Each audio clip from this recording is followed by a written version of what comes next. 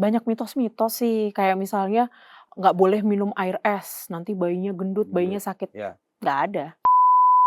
Kalau sampai mencret, bahaya ibu hamil. Iya, nutrisi ke bayinya jelas nggak ada, karena kan sudah dikeluarkan, makan keluar, makan keluar. Jadi ibu hamil makannya yang sehat-sehat aja, yang pasti-pasti aja.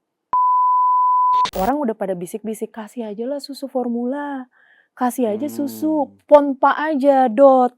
Dia kehausan tuh, ya kan? Akhirnya dia malas, dia tidak belajar, tidak rangsang. Padahal menyusui itu adalah proses belajar. Ditambah ASI pun tak keluar, ditambah bayinya bingung puting. Dikasih dia ASI, yang ada malah bayinya cuma lepas lagi, nangis, nggak mau. Karena dia udah kebiasaan, Dot. Tidak boleh stres.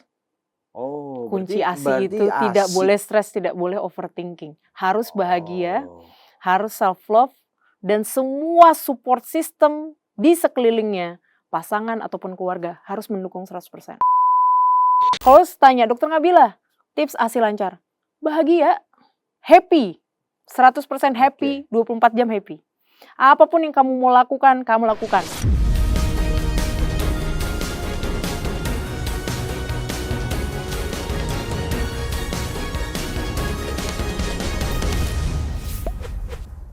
Oke, selamat malam pemirsa cumi-cumi.com. Selamat datang lagi di special interview. Dan seperti biasa di setiap akhir pekan kita punya segmen Weekend Sehat bersama Dokter Nabila. Ya. Seperti biasa dokter selalu pakai kebaya. Dengan kebaya Hari ini pastinya. kok kebaya hitam lagi berduka. apa ya? Indonesia berduka mungkin. Kenapa itu? Ya, banyak mungkin yang perlu kita benahi bersama-sama ya. Iya, tapi baik-baik saja Indonesia ini, Dok. Amin. Banyak yang harus diperbaiki, tapi baik-baik saja. Ya. Diperbaiki menuju baik-baik saja juga kan. Amin. Oke. Dok, kita hari ini ngobrolin soal MPASI. Ya, Makanan penting. pendamping ASI. Karena dari data itu kebanyakan yang nonton itu adalah ibu-ibu. Jadi kita perlu memberikan informasi positif, edukatif kepada para ibu yang setia menunggu Weekend Sehat bersama Dokter Nabila. Ya. Nah, kita mau dengar dulu, Dok. Ini kan kalau ngomong MPASI itu terkait dengan apa? 1000 hari pertama kehidupan. 1000 hari pertama kehidupan. Oke, gimana itu ceritanya? 1000 hari pertama kehidupan itu 9 bulan seorang janin di dalam kandungan ibunya, sampai dengan usia 2 tahun dia di kehidupan. Oke. Itu disebut 1000 hari pertama 1000 hari kehidupan. pertama. Nah, di mana pertumbuhan dan perkembangan otak bayi volumenya sudah sampai 80-85%. Sehingga sisa 15%-nya itu bisa dicapai di balita atau sampai usia 8 tahun. Kebayang nggak? Volume otak anak itu sangat tergantung pada golden age, golden period sampai dengan usia 2 tahun. Sampai usia 2 tahun. Makanya ASI kita berikan sampai usia 2 tahun. ASI eksklusif dulu 6 bulan, tidak diberikan air putih, tidak diberikan air tajin, pisang atau apapun, murni air susu ibu selama 6 bulan, lalu dilanjutkan dengan makanan pendamping ASI, ditambah ASI sampai dengan 2 tahun. Oke, kita mulai dari yang di dalam rahim kandungan dulu. Apa aja yang asupan makanan seperti apa yang harus diberikan supaya pertumbuhan bayi itu bisa bagus gitu? Oke. Yang sangat mempengaruhi pertumbuhan dan perkembangan itu tentunya adalah sel darah. Ya, makanya ibu hamil itu tidak boleh anemia. Sudah banyak penelitian, ibu yang anemia bisa melahirkan anak yang lebih kecil, stunting dan lain sebagainya. Ya. Nah, anemia itu terjadi karena kekurangan hemoglobin. Hem dan globin. Hem zat besi, globin protein. Protein juga itu untuk hormon-hormon. Zat besi itu ada pada sayuran hijau, ya hati ayam, hati sapi. Lalu protein itu paling murah telur. 1.500 ya kan. Lalu juga bisa ikan, seafood, ayam, daging, susu. Itu juga termasuk. Dan pada awal-awal di trimester 1 atau 12 minggu awal. Itu sangat penting jangan kekurangan asam folat. Karena kalau kekurangan asam folat yang biasanya banyak pada kacang-kacangan, daging merah, itu dan buah-buahan, itu asam folat itu bisa mempengaruhi kecacatan pada janin. Salah satunya adalah spina bifida ya, atau lempengnya tidak menutup secara sempurna, seperti itu. Di bagian mana? tulang belakang bagian bawah. Itu sering kelainan seperti itu karena ibu hamil kekurangan asam folat. Makanya suplemen asam folat, zat besi itu sudah diberikan dari remaja putri dan calon Oke. pengantin untuk mempersiapkan kehamilan. Oke, apa dampaknya itu kalau tadi apa lempengan enggak Spina sempurna? bifida. Iya, spina bifida. Betul. Pada usia 4 minggu janin terbentuk, itu harusnya menutup lempengnya. Kalau kurang asam folat, dia bisa tidak menutup sempurna sehingga cacat bawaan lahir. Dan itu membahayakan nyawa juga. Nah, 4 minggu orang didiagnosis usia kehamilan, itu adalah hari di mana dia terlambat haid. Jadi orang tuh salah menghitung dia itu sudah hamil berapa minggu itu suka salah, Mas. Iya. Karena usia kehamilan itu dihitung dari hari pertama dia haid terakhir. Jadi kalau hari pertama dia haid terakhir tanggal 1 Januari, dia harusnya haid tanggal 1 Februari, dia tidak haid, itu dia sudah hamil 4-5 minggu. Oh, karena hitung dari hari terakhir haid. Padahal kalau dia tahu dia hamil, dia baru minum asam folat, dia minum zat besi, sudah terlambat. Oke. Karena dia sudah kurangnya itu dari sebelum persiapan kehamilan. Nah, asam folat itu dalam bentuk apa? Bisa dalam bentuk makanan atau memang kayak suplemen gitu? Jadi vitamin dan mineral yang terbaik adalah dari bahan makanan itu sendiri. Yang alami, bukan pengawet, bukan UPF, dan bukan suplemen. Jadi sangat bagus jika kita bisa makan. Seperti misalnya zat besi tadi. Untuk anemia itu kan kita dengan hemoglobin, hem dan globin. Hem zat besi, globin protein. Ya makan aja. Sayuran hijaunya, ati ayam, ati sapinya. Tapi kalau kita memang butuh dosis terapi, kita akan berikan dalam bentuk kapsul, suplemen. Karena dia sudah sulit mengejarnya, minta makan sawi sekebon gitu. Yang ada nanti asam urat. Bukan asam folat. Iya, bukan asam folat malah asam urat nanti. Sayuran hijau. Kan kadang-kadang ada orang yang alergi makanan tertentu. Misalnya protein, ada orang yang alergi telur. Bagaimana dengan ibu-ibu hamil yang memiliki alergi tertentu, terutama dengan protein misalnya? Kita bisa challenge dengan banyak lainnya. Memang protein tinggi, protein tinggi dan protein biasa. Protein tinggi itu banyak di 4 tempat. Yang pertama adalah susu dan dairy food atau turunan dari susu, keju dan lain sebagainya, yogurt. Yang kedua adalah kacang-kacangan. Ketiga adalah telur, terutama putih telurnya. Dan yang terakhir itu adalah seafood. Seafood. Ya. Ya, seafood itu ya. Ya, kita bisa ganti daging merah tanpa lemak, ayam tanpa lemak. Ya karena sekarang ayam banyak suntik-suntik estrogen. Betul. Jadi pemicu kanker juga. Kayak gitu. Tapi saya menarik nanti kawan-kawan kita bahas asam urat ya. Ya, betul. Benjol dan asam urat ya. Asam urat soalnya. Oke.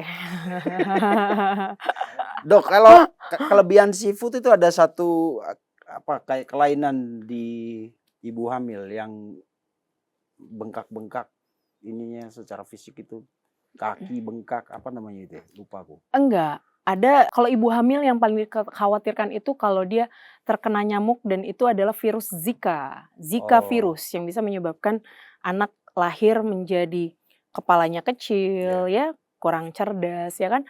Terus juga selain itu juga dia biasanya campak rubella.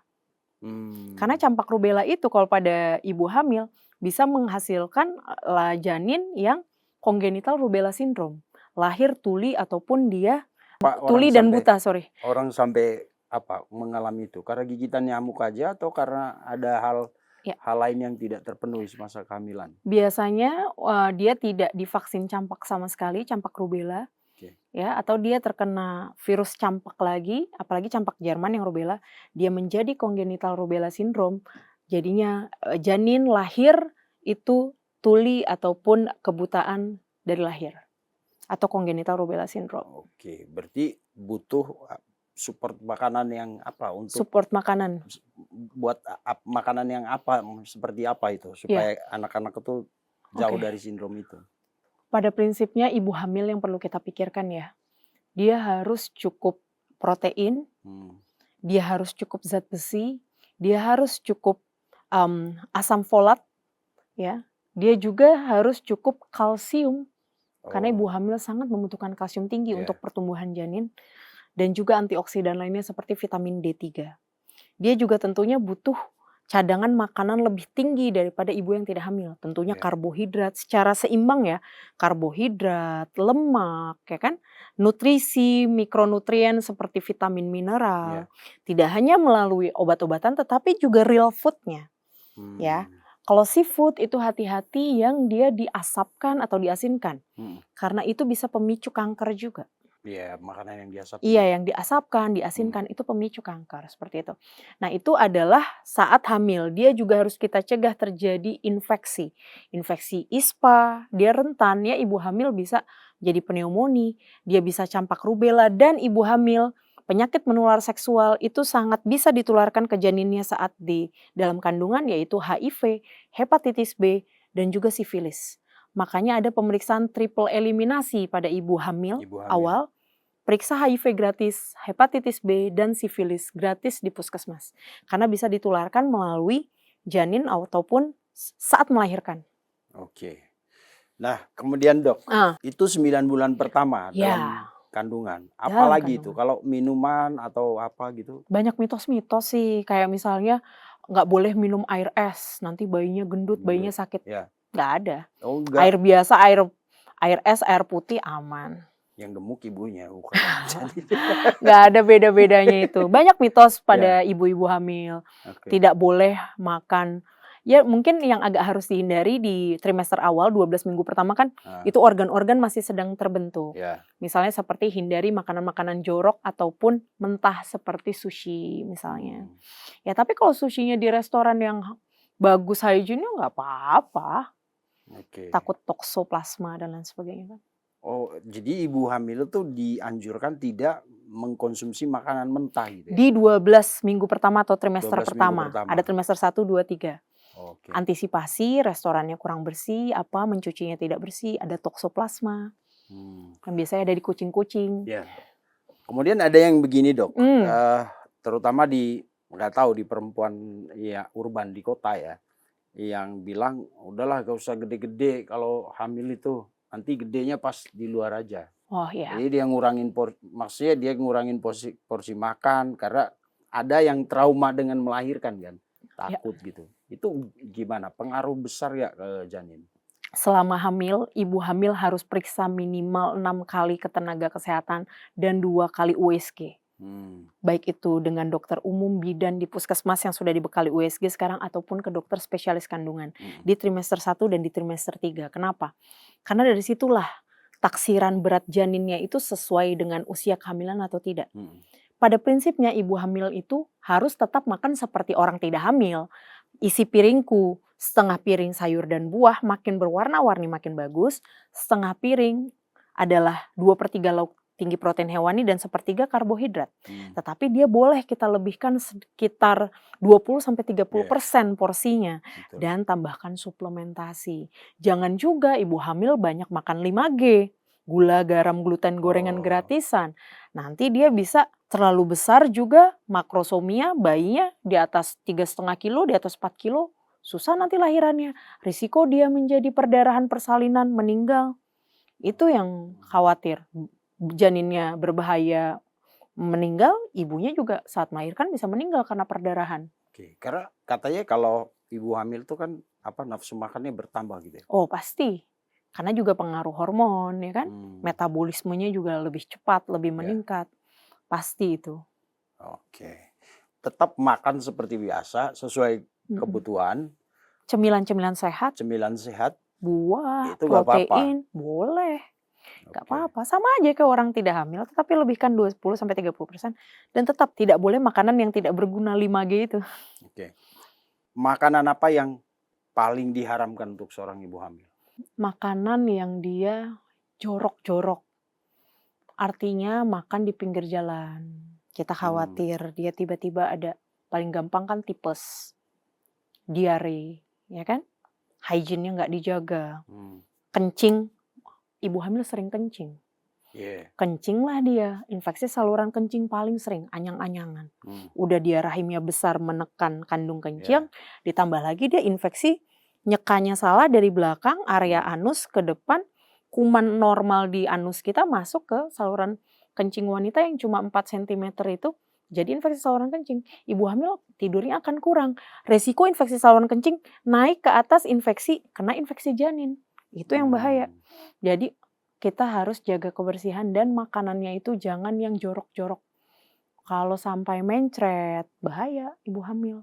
Kasian. Iya, nutrisi ke bayinya jelas nggak ada. Karena kan sudah dikeluarkan, makan keluar.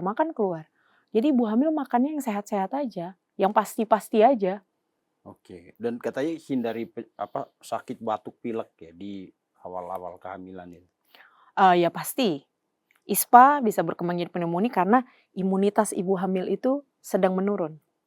Makanya saya selalu bilang kan, vaksinlah flu pada kelompok rentan, bayi, balita, ibu hamil, lansia.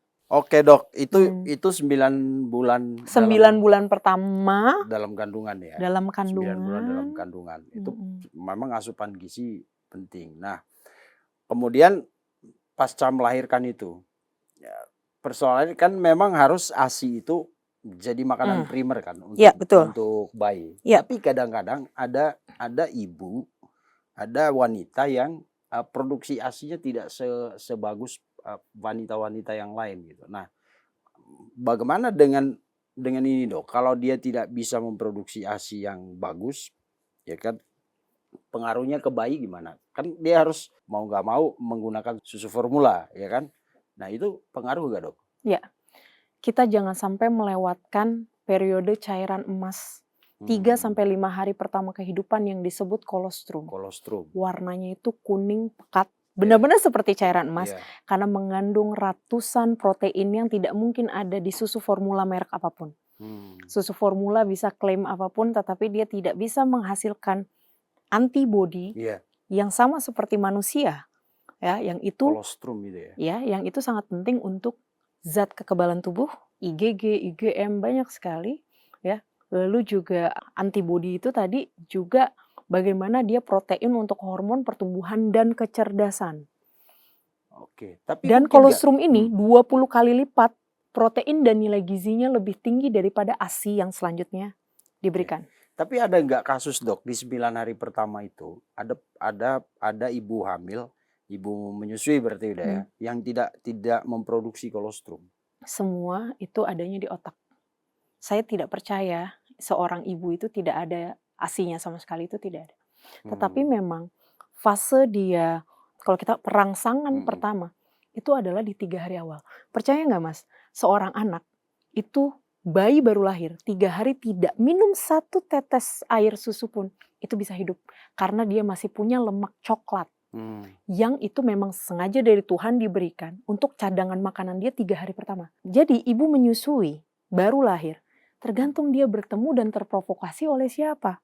Kadang-kadang melihat bayi nangis, padahal dia masih belajar berusaha baru menjadi ibu. Orang udah pada bisik-bisik, kasih aja lah susu formula, kasih aja susu, pompa aja dot. Dia kehausan tuh. Kan? Akhirnya dia malas, dia tidak belajar, tidak rangsang. Padahal menyusui itu adalah proses belajar. Makan bayi itu adalah proses belajar. Dan yang paling utama pada seorang anak itu kecerdasannya dan tumbuh kembangnya itu 2. Nutrisi, stimulasi. Hanya 2 itu. Jadi nutrisi awalnya ini ASI, itu sebenarnya saya nggak percaya. ASI nggak keluar itu saya tidak percaya. Gimana dia saat awal fight, hari pertama bayi lahir, bisa jadi dia cuma belajar nyedot. Belum tentu belajar nyedot. Bisa jadi dia baru nyari-nyari puting, caus selahnya. Ibu yang apalagi ibu baru dia masih latihan gendong. Kadang-kadang dia puting sampai lecet karena posisinya salah, harusnya bayi gini, dia gini. Lecet pasti karena ketarik, ya kan? Terus juga yang sangat mempengaruhi keberhasilan ASI eksklusif itu adalah inisiasi menyusui dini. Pada ibu yang baru lahir, dia lahir normal, ketika sambil menjahit luka di jalan lahirnya, pasti kan bayi ditempel, skin to skin contact. Itu dia akan mencari sampai puting ibu dapat. Itu secara penelitian meningkatkan angka keberhasilan ASI eksklusif 6 bulan. Dan itu sangat valid, karena kan dia belajar natural, mencari wangi ibu alamiahnya. Tapi Jangan berkecil hati ibu sesar, semua ibu itu hebat. Ibu sesar juga di latch on-in sebentar saat habis selesai, baru dibawa. Dan kita sangat bisa belajar sesudah itu. Sekarang kan metode-metode sesar cepat, erak, segala macam. Kita bisa cepat sembuh, pulih. Menyusui itu banyak manfaatnya. Mencegah kanker payudara, mencegah mastitis atau radang pada payudara, bengkak payudara karena air susu. Jangan dikira air susu itu nggak bisa ngendep jadi benjolan, jadi tumor ya. Itu juga bahaya. Dia bisa membuat rahim kita kontraksi terus, darah keluar, jadi pemulihannya cepat. Rahim kita dari segini, darahnya diperes karena hormon menyusui, oksitosin, itu secara alami. Cepat sembuh pasti. Semuanya luar biasa. Jadi manfaat ASI eksklusif itu dari segi bayi, ibu, tinggi. Belum lagi kalau kita lihat faktor ekonomi, jadi nggak harus beli susu formula. Nah sekarang yang menjadi masalah adalah ibu menyusui itu ada 2 metode. Direct breastfeeding dan exclusive pumping. Ini juga saya lihat ada pengaruh dari masa-masa awal, biasanya 5 hari pertama. Seorang bayi itu dikenalin DOT atau tidak? Kalau dia sudah dikenalin DOT, sendok atau cup feeder, yang kayak seperti sendok, secara awal bayi itu akan malas untuk nyedot. Karena ketika dia nyedot di puting, itu dia membentuk suatu vakum. Dan effort bayi itu lebih besar. Makanya ibu jadi lebih gampang kurus, karena metabolismenya tinggi sekali proses menyusui itu. Dan seorang bayi itu usahanya besar, ketimbang dia disodorin DOT, itu effortless kalau kita bilang. Nggak punya usaha. Nah, kalau di bulan-bulan berikutnya, apa tadi, ASI pumping? Exclusive pumping, EPING. Kan? Sampai orang bisa punya kulkas 3, 4 jadi donor ASI. Itu seru kan ya kita ngomong donor ASI ya kapan-kapan. Itu kan soal tuntutan tuntutan hidup orang-orang terutama di kota ya, yang kalau kerja waktu cutinya nggak banyak tapi dia harus terus memberi ASI, sementara bayinya nggak ngikut ke tempat kerja kan, Dok. 3 bulan ya. Nah itu berbahaya gak? Apa maksudnya ada efek buruknya gak? Ya. Jadi 3 bulan kita cuti melahirkan, itu harusnya dioptimalkan, kalau saya dioptimalkan untuk direct breastfeeding. Artinya bayi itu udah mahir betul menyusui, sehingga ketika dia dikonversi menjadi DOT, dia nggak akan bingung puting. Ada konselor laktasi yang untuk kasus-kasus udahlah ibu menyusui itu 14 hari pertama baby blue syndrome, memang secara alami hormon stresnya tinggi, bahkan ada yang nangis tiap malam, ditambah ASI pun tak keluar, ditambah bayinya bingung puting. Dikasih dia ASI puting, yang ada malah bayinya cuma lepas lagi nangis, nggak mau. Karena dia udah kebiasaan DOT. Nah jadi pada ibu yang bekerja, maksimalkan betul latch on-nya, perlekatannya, bondingnya, dapat dia. Ketika ditinggal bisa diberikan melalui susu perah tadi, air susu yang itu, malam direct breastfeeding lagi. Banyak yang berhasil. Itu kebutuhan pas lagi bekerja aja ya? Iya, malah banyak teman-teman saya, itu, Dok. ibu bekerja yang menyusui lebih dari 2 tahun karena anaknya malah susah untuk disapih. Tapi itu gak apa-apa? Gak apa-apa. Eksklusif? Gak apa-apa. Jadi runtutannya ya Mas Vincent. Pertama, kita itu usahakan kalau bisa direct breastfeeding.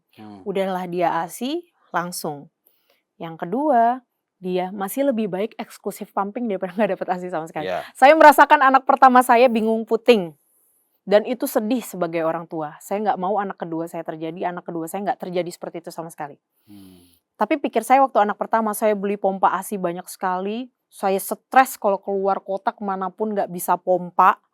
Saya kasih anak saya ASI selama 1,5 tahun full lewat DOT. Dia tidak mau, kalau kesini ya dia tolak, ya kan?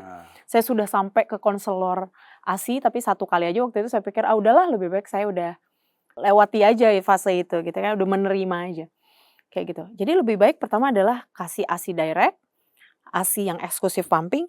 Ya ketiga ya kalau terpaksa memang tidak ada, ya kasihlah susu formula. Daripada anaknya tidak sama sekali. Susu formula juga makin kesini anak-anak itu banyak yang alergi ya. Alergi protein susu sapi. Jadi pada dikasihnya soya. Apa itu? Susu soya, susu kacang kedelai. Susu kedelai. Karena kalau kata dokter-dokter banyak anak sekarang yang alergi protein susu Susu sapi. sapi. Karena ibu-ibunya sekarang hygiene-nya lebih terjaga. Tapi nggak apa-apa diganti susu soya gitu? Nggak apa-apa, asal di bawah supervisi dokter. Biasanya sih periode alergi ini cuma nyampe 6 bulan, 1 tahun, Oh, nanti di atas 1 tahun udah bisa minum UHT segala macam. oke. Kemudian kan ada fenomena donor ASI. Ah, Nah, mungkin nanti kita akan bahas lebih dalam, mhm. tapi itu nggak apa-apa, Dok? Seorang bayi dari ibu berbeda dikasih ASI dari seorang wanita yang lain gitu? Saya sering jadi donor ASI ya, pernah sampai Oh, anak-anak di NICU. Nggak apa-apa sebenarnya, tetapi memang sekarang donor ASI itu harus trusted karena belum ada lembaga yang memang benar-benar oh, memfilter. Jadi kalau saya pribadi, kalau saya mau nerima donor ASI, saya harus lihat bibit-bibit bobotnya dulu. Karena ASI kan juga bisa menularkan ya, penyakit-penyakit, virus-virus, hmm, ya kan. Terus, kalau cara menyimpannya relatif semua pasti benar. Disimpan di freezer bisa terus tahan sampai 6 bulan, bahkan setahun. Kalau di suhu biasa bisa 3 hari dan lain sebagainya yang masih fresh. Tetapi ya itu juga harus hati-hati juga dengan saudara persusuan ah, istilahnya. Kan pada ibu ibu menyusui yang sama, saudara sepersusuan kan juga tidak bisa menikah kalau dalam Islam. Ada seperti oh, itunya oke. juga. Ya jadi donor ASI itu boleh saja dalam kondisi-kondisi yang memang seorang bayi itu membutuhkan ASI. Dia Dan ibu ususnya kandungnya masih tidak bisa ya ususnya misalnya pada bayi-bayi yang di NICU. dinicui Iya gimana? di ruang Oh, di intensif, ruang ruang ruang intensive intensive care, care. ya kan. Misalnya saluran cernanya masih sangat rentan, belum terlalu matang, matur, dia harus Hmm. dapatnya yang lebih alami, yaitu dalam hal ini ASI. Bisa diberikan. Oke, jadi secara prinsip nggak masalah itu, Tidak Dok? masalah, tetapi memang harus trusted ya. Ya, Kalau nggak yakin lebih baik jangan diterima, jangan yang asal-asal, "Saya donor ASI," tapi kita nggak tahu ya penyakitnya apa. oke. Nah, kemudian kan itu 2 tahun, 1000 hari pertama. Mhm, Efek jangka panjangnya apa? Apa bedanya bayi yang diberi ASI dari lahir sampai 2 tahun itu dengan bayi yang mungkin kalau mhm, dari 10 dia cuman dapat mhm, 2 atau 3 atau 5 iya. atau setengahnya gitu, Dok? Udah banyak penelitiannya ya, karena memang bayi itu dan balita itu tumbuh kembangnya cuma dari nutrisi dan stimulasi, nomor satu pasti nutrisi. Hmm. Jadi bayi yang diberikan ASI, pasti dia lebih tidak mudah kena penyakit menular, batuk pilek, dari segi kecerdasan, pertumbuhan, perkembangan, dan mencegah dari masalah malnutrisi. Ingat, malnutrisi itu tidak hanya kekurangan, tetapi kelebihan. Orang sering nyangkanya malnutrisi itu underweight, sampai stunting. Hmm. Padahal sebenarnya itu juga termasuk yang overweight dan obesitas. Jadi Oh, justru yang dapat susu formula itu bisa berpotensi kalau nggak dia kering hmm, kecil sampai stunting malah bisa jadi obesitas. Karena kebanyakan gula. susu Kan kalau formula. iya, kalau ASI kan yang sedang-sedang aja kan, Hmm. normal-normal aja. Tapi benar kalau yang tidak asupan ASINya semasa 2 tahun pertama itu tidak maksimal itu rentan rentan sakit, Dok? Rentan sakit sakit Hmm. penyakit menular yang paling gampang ISPA, diare. Oke, berarti Mmm. ASI itu luar luar biasa Luar Mas ya? biasa, dari segala aspek. Dari segi anak ya, Hmm. dia menjadi lebih cerdas, lebih rentan sakit karena antibodi-antibodinya, berbagai nutrisi, Hmm. ada ratusan protein nutrisi. Lalu tadi tumbuh kembangnya terjaga pada kurva yang baik, tidak berlebihan, tidak kekurangan, ya kan. Dia akan tumbuh menjadi anak yang secara tumbuh kembang, mental, emosional, kognitifnya semua bagus. Ya, pada dari segi ibu, cepat pulih, Hmm. mencegah kanker area payudara dan bawah, daerah rahim, Ya. ya kan. Dia juga bisa emotional bonding, terus juga apa namanya, ya dia bisa apa ya, bisa lebih dekat itu pasti ya, Hmm. kayak gitu. Dan mencegah stres juga ya, karena dia rilis hormon-hormon yang bikin kita, bahagia juga endorfin dan lain sebagainya karena Hmm. tadi proses mencintai bayinya tadi. Kayak gitu. Dari segi ekonomi, irit banget nggak usah Ya. beli susu formula. Susu formula mahal sekarang. Pasti. Oke. Nah, kita agak kebalik sedikit Iya, supaya ASI itu lancar. hmm, Makanan apa yang dibutuhkan seorang pastinya dari dalam sejak dia masih mengandung kan dok? Tidak Itu- boleh stres. Oh, Kunci ASI berarti itu tidak ASI. boleh stres, tidak boleh overthinking. Harus bahagia, Oh, harus self love, dan semua support system di sekelilingnya, pasangan ataupun keluarga harus mendukung 100%. oh, berarti pengaruh mental psikisnya juga Sangat, lebih apalagi dominan malah. dominan. Kalau tanya Dokter Nabila, tips ASI lancar, bahagia, happy, 100% happy, 24 jam happy. Apapun yang kamu mau lakukan, kamu lakukan. Nonton film Korea, massage, panggil massage ke rumah. Apa aja, kamu mau sambil nyusuin, sambil rekreasi, ngeliat yang hijau-hijau, lakukan. Itu nomor 1. Oke. Nggak ada makanan khusus, minuman khusus. Memang minum kita harus lebih banyak. Ya apa dibilang katuk, daun katuk. Boleh katuk. saja, nggak ada masalah. Atau apa pelancarnya apa pakai yang buatan gitu ya, kayak gitu nggak ada masalah. Suplementasi ibu hamil sama ibu menyusui, suplementasinya sama seperti ibu hamil. Ibu hamil. Tetap diminum karena dia akan ini. Makanya apa yang you are what you eat, apa yang kamu makan itu yang bayimu makan. Ngerasain dia makan jengkol, rasa jengkol tetap dirasain. Oke. Minum obat tertentu juga masuk ke situ. Jadi ya harus bahagia. Berarti hampir sama ya antara treatment ke ibu hamil dengan ibu menyusui. Sama dari segi suplemennya tetap Asupan- lanjutan aja. Asupan makanan Iya, segala itu. makan tetap pola makannya, jangan banyak 5G itu tetap. Oke. Apa closingnya dok untuk MPASI? Ya, jadi MPASI itu adalah suatu proses makan. Makan itu adalah suatu hal yang belajar yang harus naik kelas. Baik itu dari sisi ibu maupun dari sisi anaknya. Ya, setelah 6 bulan cairan, 6-9 bulan dia akan bubur saring yang halus, 9-12 bulan bubur kasar, di atas 12 bulan sudah mulai bisa nasi. Kita bisa belikan susu-susu tambahan yang lain juga. Bahkan mungkin ASI kualitasnya sudah tidak sebagus 1 tahun pertama. Sehingga mau nggak mau kita harus berikan juga tambahan UHT, makan dari nasinya makin banyak lagi lauknya dan lain sebagainya. Jadi pastikan nutrisi, stimulasi bayi balita sampai dengan 2 tahun itu optimal karena volume otak terbentuk 85% sampai usia 2 tahun. 2 tahun. Jangan menyerah ya, kalau ada yang bingung konsultasikan ke tenaga kesehatan karena kembali lagi makan itu adalah proses belajar yang harus naik kelas seperti itu. Oke. Udah dok. Sudah. Baik, terima kasih. Pemirsa, ini penting banget obrolan ini karena golden age itu dari usia kehamilan Yes. sampai 2 tahun, Sampai bahkan 2 sampai 8 tahun ya tambahannya. Ya, dari Dan WHO. disitulah terutama otak ya. Hmm. Organ otak itu kan kayak Volume prosesor otak ya. komputer itu yang Mm-mm. akan mengendalikan semua. Ya. Dan di usia kehamilan hari pertama sampai 2 tahun itu memang harus diperhatikan. Pesat. Mm-mm. Kalau enggak rentan terhadap gangguan fisik, penyakit fisik, mental juga ya. Betul. Oke. Jadi pemirsa, tonton terus kita di Weekend Sehat bersama Dr. Nabila hanya di cumi-cumi.com. Pasti kita pengen ekspresi mengedepankan estetika. Kan dokter sampaikan. jelas tadi mendengarkan.